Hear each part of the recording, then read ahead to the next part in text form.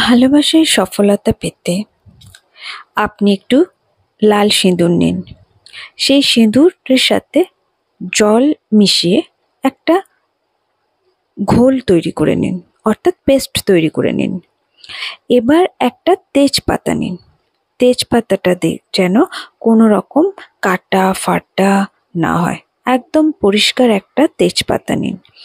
এই তেজপাতার উপরে আপনার প্রিয় মানুষটির নাম লিখুন। এবার এই তেজপাতাটা নিয়ে আপনি আপনার ঘরের পূজার জায়গায় রেখে দিন। খুব তাড়াতাড়ি আপনার সাথে আপনার প্রিয় মানুষের দেখা হবে। খুব তাড়াতাড়ি সে আপনার জীবনে আসবে। এই রকম আরও টিপস পেতে আমার চ্যানেলটাকে সাবস্ক্রাইব ও ফলো করবেন।